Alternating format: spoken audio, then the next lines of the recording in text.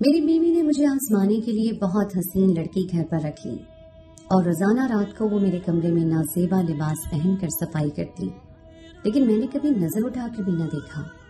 ایک دن گھر جلدی آیا تو کمرے سے کچھ آوازیں آ رہی تھی۔ جب دیکھا تو میری بیوی اور وہ حسین نوکرانی مل کر، میں ایک ایماندار اور شریف لڑکا تھا، ساری زندگی محنت اور مشقت میں گزارتی۔ 30 سال کا ہو گیا تھا، امی ابو پیچھے پڑے رہتے، شادی کر لو، مگر میں شادی کے لیے راضی نہیں ہوتا تھا۔ میری سوچ تھی کہ جب تک میں کچھ بن نہ جاؤں میں شادی نہیں کروں گا۔ میں امی ابو سے کہتا تھا میری شادی کی فکر کرنا چھوڑ دیں، جب مجھے کرنی ہوگی میں کر لوں گا۔ کئی سالوں کی محنت کے بعد پڑھ لکھ کر میں ایک بڑا آفیسر بن گیا تھا۔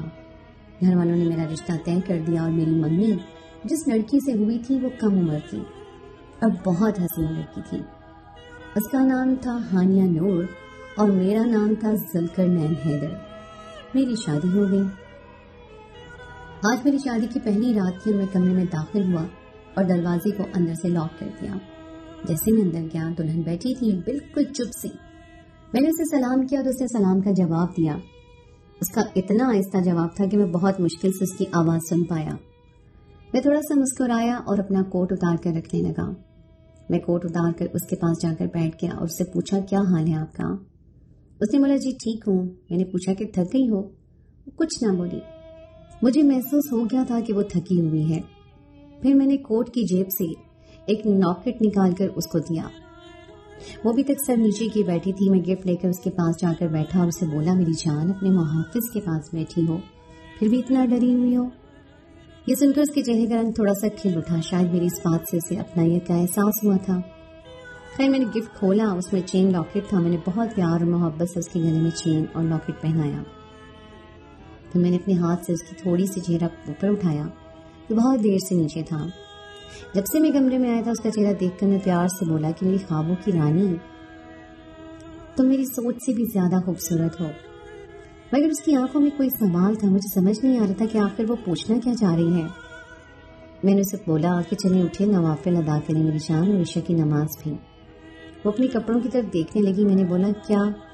وہ میری طرف دیکھنے لگی تو میں ہنس پڑا کیونکہ اس نے ابھی بھی اپنی جیولری پہنی ہوئی تھی۔ میں اس کے پاس گیا اور پیار سے اس کی جیولری اتارتے ہوئے اس کے کان میں آرام سے بولا کہ یہ اس کپڑوں میں سوٹ نہیں کر رہی جیولری۔ وہ بھی ہنسنے لگی اور وہ ایسا لگ رہا تھا جیسے میری ہر بات کے بعد وہ مجھے سمجھنے لگی تھی۔ خیر ہم دونوں نے نوافل ادا کیے اور نماز بھی ادا کی اور اپنے مستقبل کے لیے دعا بھی کی جائے نماز پر بیٹھے بیٹھے۔ ہم لوگ کھانا کھاتے ہیں، دونوں آ کر بیٹھ گئے اور میں نے خود کھانا لگانا شروع کیا۔ اس کے چہرے پر خوشی تھی۔ کھانا پہلے میں نے کھانا شروع کیا اور وہ شرما رہی تھی۔ میں نے چمچ میں ڈالے چاول اور اسے کھلانے کے لیے اس کے پاس لے گیا۔ ہم ابھی کھانا کھا رہے تھے جب اس نے پوچھا کہ مجھے کبھی چھوڑ تو نہیں دیں گے نا؟ تو میری آنکھوں میں پانی بھر آیا۔ میں نے ایک سائڈ پر دیکھ کر آنکھوں کو صاف کر کے اس کی طرف دیکھا۔ وہ نیچے ہی دیکھ رہی تھی، شاید اس سے شرمندگی تھی کیونکہ وہ سمجھ رہی تھی کہ اس کے سوال کی وجہ سے میری آنکھوں میں آنسو آ گئے ہیں۔ میں صرف آنکھوں کے ساتھ مسکرایا، بولا میری جان میں تمہیں کبھی نہیں چھوڑوں گا۔ وہ مسکرائی اور بولی بس میں کھانا کھا چکی ہوں۔ میں بولا چپ کر کے سارا کھانا ختم کرنا ہے۔ وہ بھی ہنسنے لگی۔ میں نے محسوس کیا کہ اب وہ مجھے اپنا محافظ سمجھنے لگی تھی اور یہ سب دیکھ کر مجھے بہت خوشی ہو رہی تھی۔ میں خود برتن سمیٹنے لگا تو وہ بولی آپ رہنے دیں، میں خود اٹھا لیتی ہوں۔ اس کی اس بات نے میرا دل جیت لیا اور اسے پیار سے میں نے اپنے بازو میں اٹھایا اور بیڈ پر بٹھایا۔ وہ مسکرا رہی تھی اور ساتھ بولی آپ رہنے دیں، میں اٹھا لوں گی۔ میں نے اسے بولا چپ کرو، آپ تھکی ہوئی ہوگی۔ پھر میں بھی اس کے پاس بیڈ پر بیٹھ گیا اور ٹیبل سے میں نے دودھ کا گلاس اٹھایا اور اسے دیا۔ وہ مجھے کہنے لگی پہلے آپ پیجیے۔ میں مسکرا کر گلاس اس کے منہ کے پاس لے گیا۔ گلاس پر اس کی لپسٹک کے نشان لگ گئے تھے۔ میں نے دودھ اس کے لپسٹک کے نشان والی جگہ سے پیا تو وہ نیچے سر کر کے مسکرائی۔ پھر میں نے گلاس ایک سائڈ پر رکھا۔ پھر اسے بولا کہ کوئی ضروری بات کرنی ہے۔ میں جانتا ہوں کہ آپ تھکی ہوئی ہیں، اگر آپ آرام کرنا چاہتی ہیں تو کوئی بات نہیں اور آپ آرام کر لیں۔ وہ میری طرف دیکھ کے مسکرائی، کہنے لگی آپ کے لیے جان بھی حاضر ہے، آپ جاگنے کی بات کر رہے ہیں؟ اس کی بات نے میرا پھر دل جیت لیا۔ میں نے دونوں تکیے ایک ساتھ رکھے اور خود ٹیک لگا کر بیٹھ گیا اور کہنے لگا کہ بیٹھ جاؤ۔ وہ پیچھے ہوئی تو میں نے اسے ٹیک لگا دی، مطلب اس نے اپنا سر میرے کندھے کے ساتھ رکھ لیا۔ میں نے اپنی بات شروع کی اور بولا کہ مجھے صرف عزت اور وفا چاہیے، دے سکتی ہوں؟ وہ بولی ساری زندگی، ہاں کبھی شکایت کا موقع نہیں دوں گی۔ اب میں نے اپنے بازو اسے اپنی طرف کیا اور بولا کہ تم ان دونوں باتوں کا خیال رکھو گی، तो मैं तुम्हें अपनी रानी बना कर रखूंगा। वो मुस्कुराई और बोली, जी ठीक है। मैंने उसे बताया कि मेरे ऊपर सबसे ज्यादा हक मेरे वालिदैन का है और तुम पर सबसे ज्यादा हक मेरा है। वो थोड़ी सी हैरान हुई, शायद उसे इस बात का पहले पता नहीं था। फिर मैंने उसे बोला कि मेरे वालिदैन की खिदमत करना तुम्हारा कोई फर्ज नहीं है। तुम करोगी तो इस घर में मेरी इज्जत होगी और मेरी होगी तो तुम्हारे साथ तुम्हारी भी होगी। उसके चेहरे पर खुशी की लहर दौड़ गई, शायद उसे मेरी बात ठीक से समझ आ गई थी। हमारे दरमियान जो भी बातें हो रही हैं उन बातों का जिक्र किसी से नहीं करना, ये हम दोनों की बातें हैं। हम दोनों एक दूसरे का लिबास हैं, हम दोनों दो जिस्म एक जान हैं। हम प्यार मोहब्बत से रहेंगे, हमें जिंदगी का लुत्फ आएगा। मुझे लड़ाई झगड़ों से सख्त नफरत है, बहुत सुकून पसंद और अमन पसंद इंसान हूँ। एक और बात कि मुझे बेहयाई से सख्त नफरत है। तो तुमने हया के साथ जिंदगी गुजारनी है, पाक दामनी के साथ, बाकी और मेरी कोई डिमांड नहीं है। अब तुम बहुत थकी हुई हो, शायद तुम्हें नींद आ रही है। मैंने अपनी बात जारी रखी और बोला, ये तो घर की जिंदगी जो सबको कहीं ना कहीं किसी न किसी शादी करके गुजारनी पड़ती है। एक बात बोलता हूँ, मेरी जिंदगी आज तुमसे शुरू हुई है, तुम पर ही खत्म होगी। मैं मर तो सकता हूँ मगर कभी तुम्हारे अलावा किसी की तरफ देखना तो दूर की बात है, किसी के बारे में कुछ सोचना भी नहीं चाहता। आज से मेरा सब कुछ तुम तक महदूद हो गया है और तुम बहुत खूबसूरत लग रही हो इस रूसी लिबास में। वो शर्मा गई, काफी घंटे बातें की, फिर मैंने उसे अपनी तरफ खींचा और अपने सीने से सुला दिया। वो हैरान भी थी और खुश भी, मगर मैंने आराम करने दिया। 2 घंटे के बाद नमाज फजर का वक्त हो गया। वक्त का पता ही नहीं चला, पढ़ लगाकर उड़ गया। आज मैं उसे जगाना नहीं चाहता था। मैं 5 नमाजों का पाबंद था और चाहता था कि मेरी बीवी भी हमेशा नमाजों की पाबंद रहे। मैंने उसे बहुत प्यार और मोहब्बत से कहा कि उठ जाओ शहजादी, नमाज का वक्त हो गया है। वो ना उठी, बहुत थकी हुई महसूस हो रही थी। मैं उठा और नहाकर नमाज पढ़ी, कुरान की तलावत की।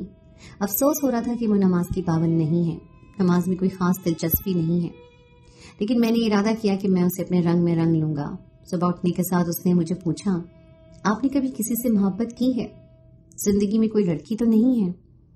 मैं सोच में पड़ गया और सोचा, सच बोलूं या झूठ बोलूं। सच बोलता हूं तो दिल टूटेगा, झूठ बोलता हूं तो झूठ की बुनियाद पर बनने वाले रिश्ते पायदार नहीं होते। बहुत सोच विचार के बाद मैंने कहा, हाँ, वो मेरी पहली मोहब्बत थी और उसे भुलाना बहुत मुश्किल है। ये सुनकर बोली, मगर जैसे आप मेरे साथ रह रहे हैं, मुझे तो नहीं लगता कि आप जिंदगी में मेरे सिवा किसी और के हैं।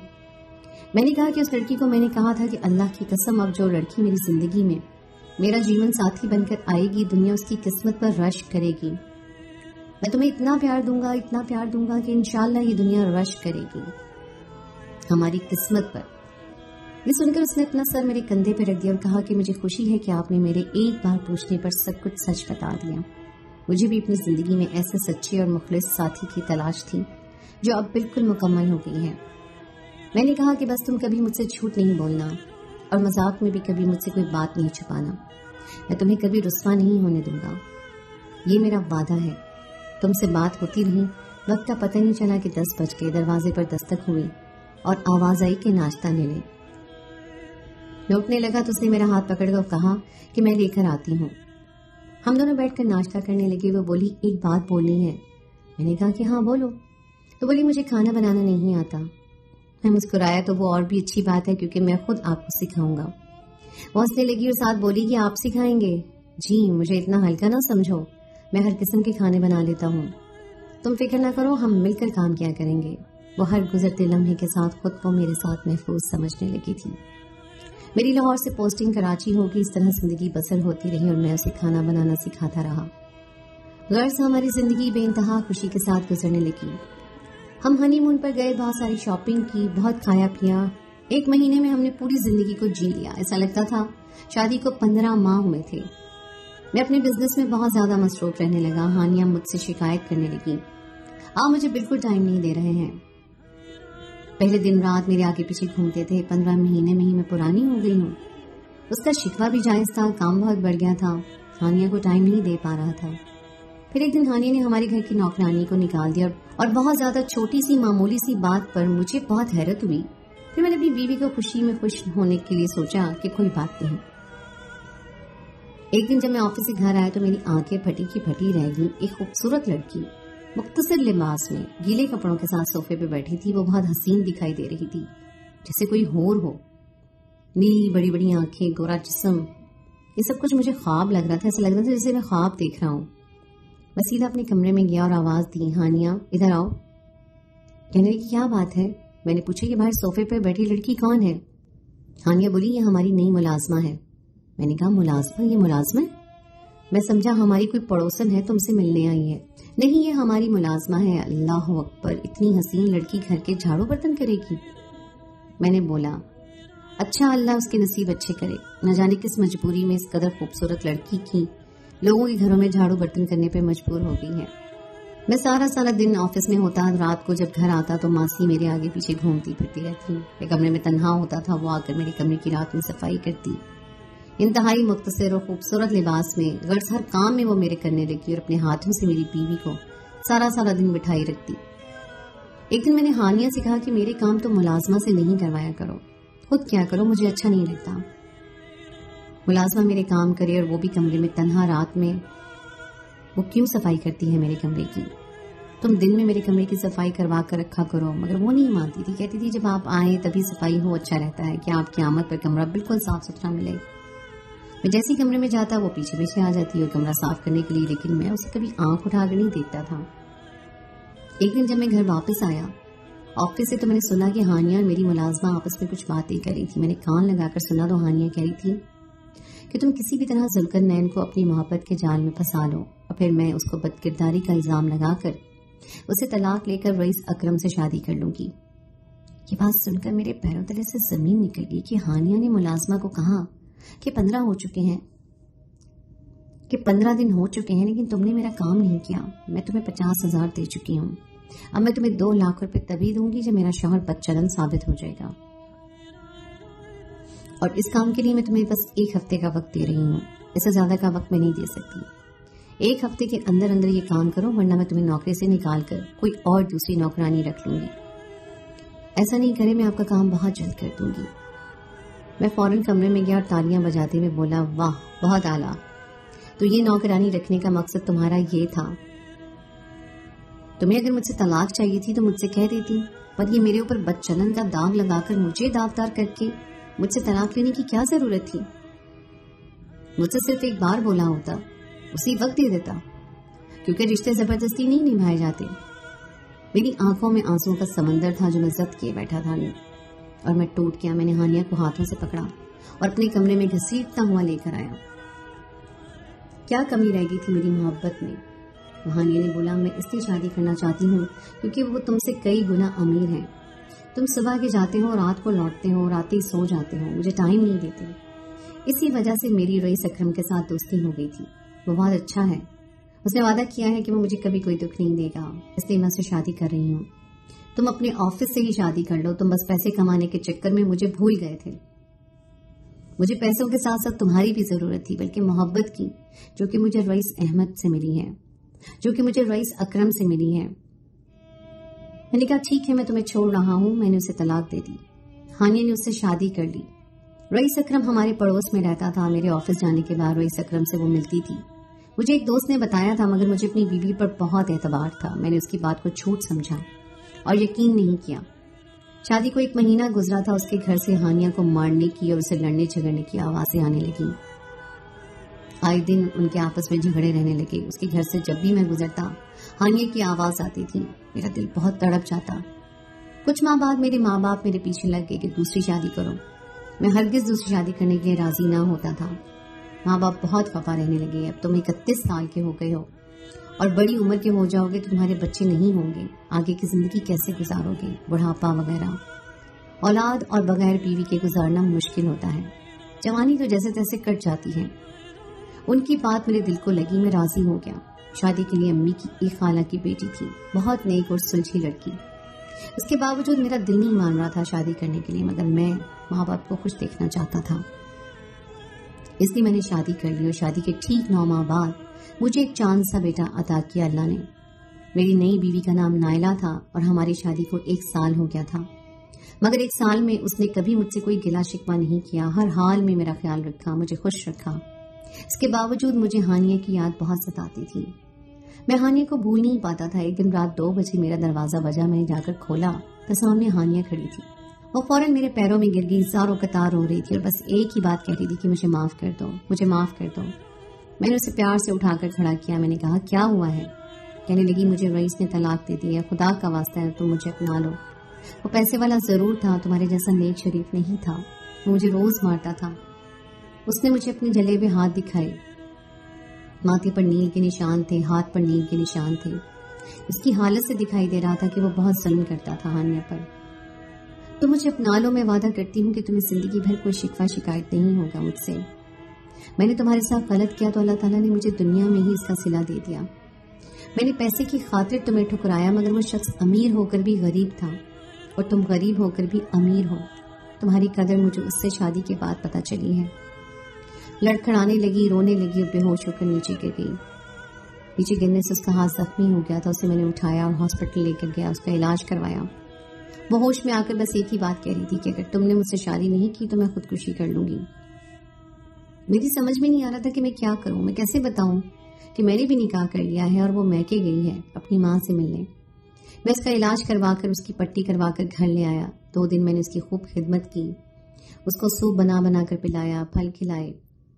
پھر ایک دن میں نے اسے بہت نرم لہجے میں کہا کہ اب تم میرے گھر سے چلی جاؤ اور میری بیوی آنے والی ہے.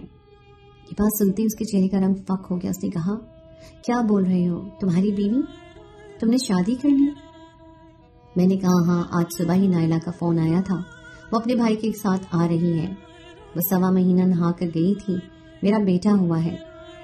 ہانیہ کی آنکھیں حیرت سے پھٹے جا رہی تھی. وہ ہکلاتے ہوئے کہنے لگی ابھی مجھے تو کبھی پتہ نہیں چلا, مجھے تو اندازہ بھی نہیں تھا کہ تم مجھے چھوڑ کر کسی اور سے بھی شادی کر سکتے ہو.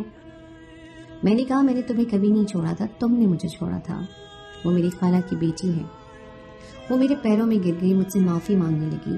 کوئی بات نہیں کی, میں تمہاری دوسری بیوی بننے کے لیے تیار ہوں, لیکن میں نے کہا کہ میری بیوی اپنی سوتن بنانے کے لیے ہرگز تیار نہیں ہوگی. اور میں نے اسے کہا تھا کہ میں اسے کبھی نہیں چھوڑوں گا, نہ کبھی دل توڑوں گا. اب تمہارا یہاں سے جانا ہی ہم دونوں کے حق میں بہتر ہے. ہانیہ روتے ہوئے بے ہوش ہو گئی, کہنے لگی لیکن میں کہاں جاؤں گی, میرے تو ماں باپ بھی مر گئے ہیں, بھائی بھابھی مجھے ہرگز قبول نہیں کریں گے کہ 2 شادیاں توڑ کر آئی ہو. اب تم ہی بتاؤ میں کہاں جاؤں. میں نے کہا دوسری شادی کرنے سے پہلے سوچنا چاہیے تھا. میں نے تمہیں ہمیشہ رانی بنا کر رکھا تھا, تمہیں کبھی کوئی دکھ نہیں دیا تھا, ہر لحاظ سے تمہارا خیال رکھا تھا. بس تھوڑا ٹائم کم دیا تھا, اس کو میں مانتا ہوں. اس کے علاوہ میں نے تمہیں کبھی کسی چیز کی کمی نہیں ہونے دی تھی. اور تم ذرا سی جائیداد, بینک بیلنس, بڑی گاڑی دیکھ کر میری خالص اور میری بے لوث محبت کو ٹھوکر مار کر چلی گئی. اب تمہارے نصیب میں زمانے کی ٹھوکریں ہیں, جاؤ اور کھاؤ. وہ میرے گھر سے روتی ہوئی چلی گئی. 1 گھنٹے کے بعد میرے دوست کا فون آیا جو میرا پڑوسی تھا. بہت گھبراہٹ میں کہنے لگا کہ ہانیہ. میں نے پوچھا کیا ہوا ہانیہ کو. کہنے لگا اس نے خودکشی کر لی ہے اور ایک گاڑی کے نیچے آ کے مر گئی ہے. یہ سن کر میرے ہوش اڑ گئے. میں فوراً بھاگا. وہ میرے گھر کے قریب ایک گاڑی کے نیچے آئی ہوئی تھی اور مر چکی تھی. ذرا سی لالچ نے اس کی جان لے لی تھی. دل بہت غمگین ہوا. اللہ سے ہر وقت یہی دعا کی کہ اسے بخش دے. میں نے بھی اسے دل سے معاف کر دیا تھا. گھر دولت سے نہیں بنتے, محبت اور اخلاص سے بنتے ہیں.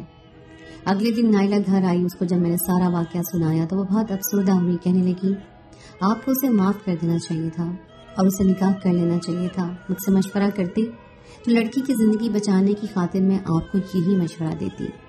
جب اس نے دھمکی دی تھی کہ اگر آپ نے اسے نہ اپنایا تو وہ خودکشی کر لے گی, تو آپ کو اس کی بات مان لینی چاہیے تھی.